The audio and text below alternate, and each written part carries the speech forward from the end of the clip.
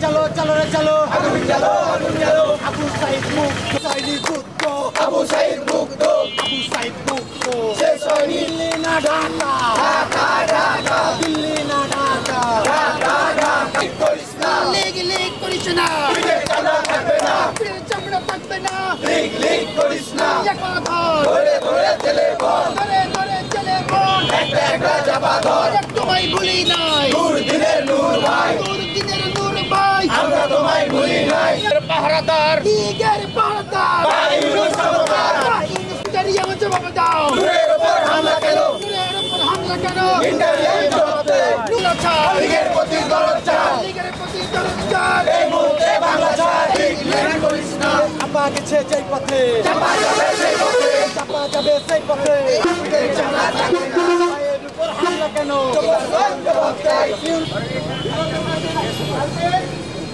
আমাদের 18 আন্দোলনের যোদ্ধা আমলে লড়াকু বাহিনী এবং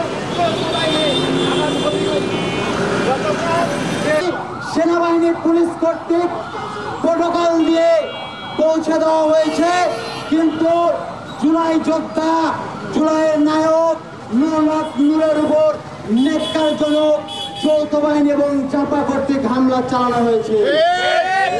এই হামলা নূরের উপর শুধু নয়, এই হামলা 24-এর আন্দোলনের সকল সহযোদ্ধাদের উপর, এই হামলা নতুন বাংলাদেশের উপর।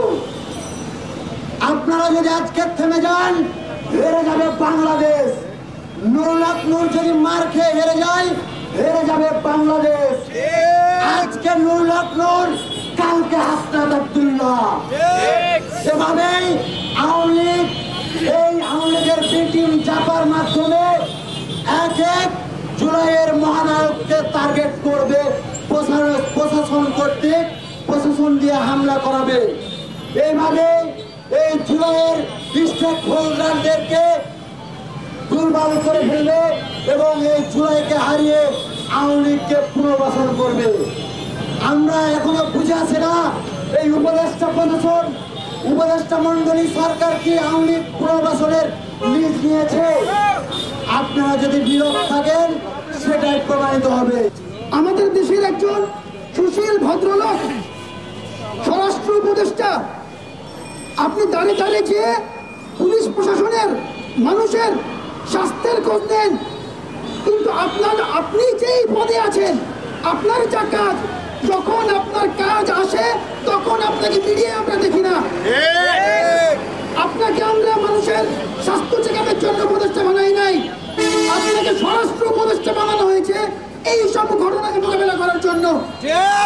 আজকে যখন আওয়ামী লীগের দোষরা যখন গ্রেপ্তার হয়, তাদেরকে মনে হয় ভিআইপি প্রোটোকলে জেলে নেওয়া হয়, ভিআইপি প্রোটোকলে আদালতে করা হয়, কিন্তু যখন এতদিন ধরে যারা সরকারের বিরুদ্ধে কথা বলে এসছে, যখন তাদের ফুল পরিমাণ ভুল আপনারা বের করতে পারেন, সেটার সঠিক সুবিধা আপনারা নিতে ভুল করেন না। একের পর এক জুলাই যোদ্ধাদের উপরে আপনারা হামলা করে চলেছেন। আপনারা হামলা প্রতিহত করতে পারেন না, মাপচান সমস্যা নাই, কিন্তু আপনাদের দ্বারা যে হামলাগুলো হচ্ছে এগুলোর দায়ভার আপনারা কোনোভাবে এড়িয়ে যেতে পারেন না। এই দায়ভার সম্পূর্ণ স্বরাষ্ট্র উপদেষ্টার, এই দায়ভার তাকে অবশ্যই মাথা পেতে নিতে হবে। বাংলাদেশে ব্যাটিক বিরোধী আন্দোলনে লড়াকু সৈনিকের ওপর গতকাল যৌথ বাহিনী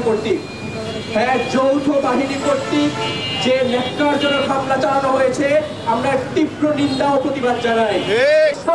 আজকে আমরা নূর ভাইয়ের উপর হামলার কথা বলছি, কিন্তু আমি আমার সহযোদ্ধাদের সাথে একটু বলতে চাই, আমরা যে বাহিনীর দ্বারা কালকে হামলা শুরু হয়েছে সে বাহিনীর নামটা কেন উচ্চারণ করছি না। আমরা পুলিশের ভুল ধরতে পারি, আমরা ইন্টারিম অন্যান্য দলগুলোর ভুল ধরতে পারি, কিন্তু আমরা ওই জলপাইকারার বাহিনীর কেন ভুল ধরতে পারছি না। পুলিশকে কিন্তু ম্যাজিস্ট্রেটি পাওয়ার দেওয়া নেই, ম্যাজিস্ট্রেটি ক্ষমতা দেওয়া হচ্ছে বাংলাদেশ সেনাবাহিনীকে। এবং আমি স্পষ্ট ভাবে বলছি, কালকের ঘটনার সূত্রপাত ঘটিয়েছে বাংলাদেশ সেনাবাহিনী নিজে দাঁড়িয়ে থেকে।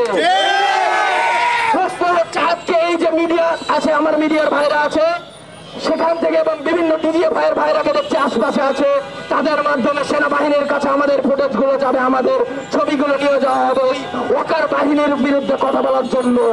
কিন্তু আমি স্পষ্ট বলতে চাই, আজকে এখানে গুটি কয়েক লোক দেখছেন সবাই দাঁড়িয়ে আন্দোলন করছে। বিগত 1 বছর আগে এই গুটি কয়েক ছেলে দিয়ে সেই কলেজ মোড়ে শুরু হয়েছে হাসিনা বিরোধী আন্দোলন। সেহেতু এই লোক সংখ্যা থেকে হাসাহাসি করবেন না। হাসিনাও কিন্তু বলেছিল এই ছোট্ট আন্দোলনে আমার কিছু চাই আসবে না। অকারও ভাবছে এইসব নূরের মতন একটা ছোট্টখাটো রাজনৈতিক নেতাকে হামলা করে কোনো চাই আসবে না। কিন্তু সাবধান করে দিতে চাই, আপনারা যে দুঃসাহস দেখাচ্ছেন, আমরা আমাদের সহযোদ্ধারা বিগত 6-7 মাস রাজপথ থেকে দূরেছিলাম।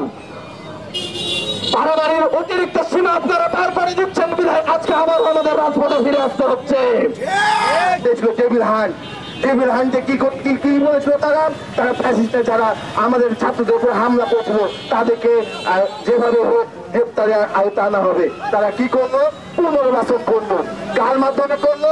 সেই প্রশাসনের মাধ্যমে করলো। আমরা স্থানীয় প্রশাসনকে বলে দিতে চাই, অনেক হয়েছে নিরাপত্তা, আর নয়। আজকে গুটি করে ছাত্ররা দাঁড়িয়েছে, আগামীকালের থেকে হাজার হাজার ছাত্ররা দাঁড়িয়ে যাবে। সেই পুনরায় শান্তিময় আবার ছাত্রদের উত্তালে দাঁড়াবে, স্লোগানে দাঁড়াবে। তখন আপনি কোথায় পালাবেন?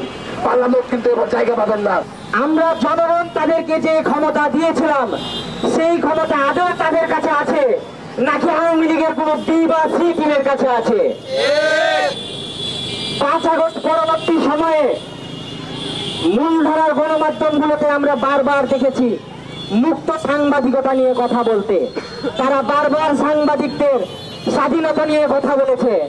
কালকের যে ঘটনা ঘটেছে আমরা সবাই দেখেছি, পুরো দেশবাসী দেখেছি, নূর ভাইয়ের উপর হামলা করেছে যৌথ বাহিনী। তারপরেও আজকে মূলধারার প্রায় 7 কোটি নিউজের হেডলাইন আমরা দেখেছি, সেখানে স্পষ্ট বলা হয়েছে জাপা এবং গণ অধিকার পরিষদের সংঘর্ষ।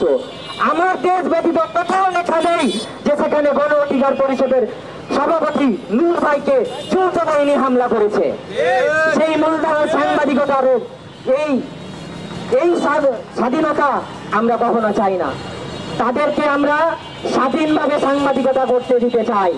তাদেরকে আমরা চাই তারা যেন এই ফ্যাসিজমকে আর কখনো উঠে দাঁড়াতে না দেয়। কারণ আমরা দেখেছি হাসিনা কিভাবে ফ্যাসিস্ট রাজ্য কায়েম করেছিল, তার অন্যতম একটি স্তর ছিল মিডিয়া। রিফাইড আওয়ামী লীগের কিছু কর্মকাণ্ড আপনাদের কাছে তুলে ধরতে চাই। গত বিগত সরকারে যেসব টেন্ডারবাজি, দুর্নীতিবাজিরা টেন্ডার নিয়েছিল, যাদের মাধ্যমে আওয়ামী সরকার ক্ষমতায়